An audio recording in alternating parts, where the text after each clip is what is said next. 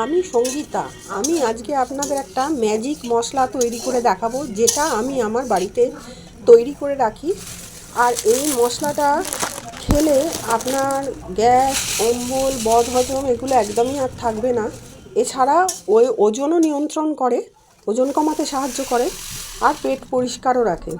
এটার খাবার নিয়ম হচ্ছে, দুপুরে আর রাত্রিরে খাবার আধ ঘন্টা বাদে ছোট 1 চামচ করে খেতে হবে, আর তার সঙ্গে হালকা গরম জল অথবা ঠান্ডা জল খেয়ে নেবেন। প্রথমে আমি একটা কড়াকে খুব ভালো করে গরম করে নিয়েছি। এবার গ্যাসের আঁচটা একদম সিমে করে নিয়েছি। প্রথমে 400 গ্রাম জিরে, 400 গ্রাম মৌরি, 400 গ্রাম জোয়ান দিয়ে আমি ক্রমাগত নাড়তে থাকবো, যাতে মশলাটা পুড়ে না যায়। মশলা থেকে সুন্দর গন্ধ বেরোলে আর হাত দিয়ে জিরেটা চিপে যখন দেখবো মচ করে ভেঙে যাচ্ছে, তার মানে আমার মশলাটা তৈরি হয়ে গেছে। এবার আমি একটা হামানদিস্তের সাহায্যে 100 গ্রাম হর্তুকি থেঁতো করে বাইরের শাঁসটা বের করে নেবো, আর বিষটা ফেলে দেবো। বাইরের শাঁসের ওজন হবে 100 গ্রাম।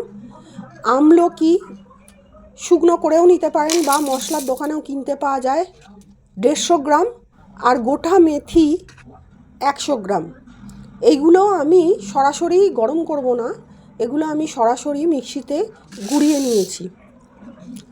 এবার যখন ভাজা মশলাটা আমার ঠান্ডা হয়ে গেল, তখন আমি সব মশলা একসঙ্গে গুঁড়ো করে নিয়ে ভালো করে একটা জায়গায় ঢেলে নিয়ে মিশিয়ে নেব।